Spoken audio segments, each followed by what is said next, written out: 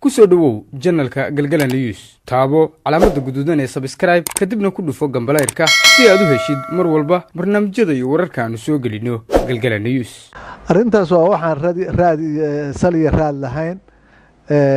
diyaaradaas si caadi aan u soconay si caadi aan u soo degnay haddana si caadi ay u kacday safarkeedii usii wadatay wax dhibaato ahna ma jirin waxaas waa waxa dadka facebooka waxa ay walaaqaan oo iska wadaan weeye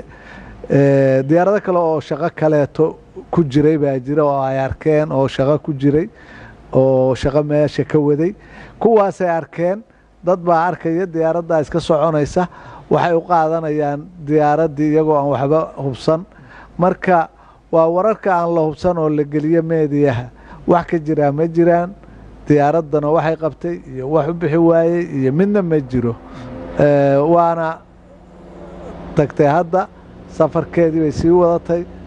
annaguna nabadgelyaanu ku nimi waa arkayseen idinba waa joogteen waa sidaas weeye ma diyaarada kala jiray oo hawl meesha ka socotay baa jirtay waxaan arkaynay diyaarada helicopter oo degaya iyo ciidan cadaana marka diyaaradii baa shacabka isula ekaaday miya diyaaradii baa isula ekaaday shaqo kala meesha baa ka jirtay marka diyaaradii baa isula ekaaday sidaas weeye shaqada kale maxay ku saabsanayd shaqo kaleeto oo laga wada hadlayay shir iyo arrimo amni baa laga hadlayay marka taasay ku saabsanayd marka way isula ekaadeen dhanka kale taliyaha ayaa waxa uu ka warbixiyay xaaladii caafimaad ee ugu maqnaa dalka Imaaraadka Carabta isagoo sheegay inuu caafimaad qabo aad iyo aad baan idinku mahadcelinayaa raadiyo daljir waa fiicnaan u safar baan aaday caafimaad waana ka imi waana ladanahay alxamdulilah aad baan u fiicanahay awalna uun jeekin baan aaday jeekinkiina waa soo maray hadda caafimaadka uu aad buu fiican yahay alxamdulilah waxaan wax ka weydiinay Muxiidiin Axmed Muuse howlgaladii amniga ee magaalada Boosaaso lagu xaqiijinayay iyo intii howlgaladaasi ay socdeen waxa iska bedelay ammaanka magaalada Boosaaso oo muddooyinkii u dambeeyay ka dhacayeen dilal qorsheysan iyo sidoo kale falal kale oo amniga liddi ku ah waa socotay haddee taa idinkaan weydiinayaa magaalada sideedii miyay ahayd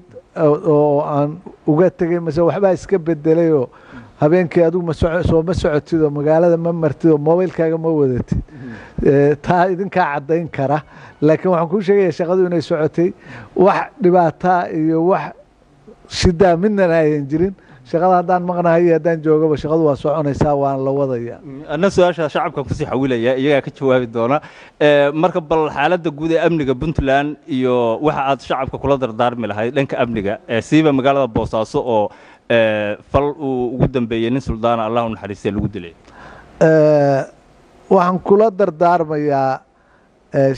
shacabka inay amniga ka shaqeeyaan oo hay'adaha amniga la shaqeeyaan haddii la wada shaqeeyo oo qof walba uu shaqeeyo oo ciidanku meel walba ma taagna qof walba uu ciidan noqdo warka soo sheego isaga wax qabad lagama rabo laakiin waxa laga rabaa warkii oo sakareeda halkaasaan waxaa ku arkay wax badanna way nagala shaqeeyeen qaar badanna way nagala shaqeeyeen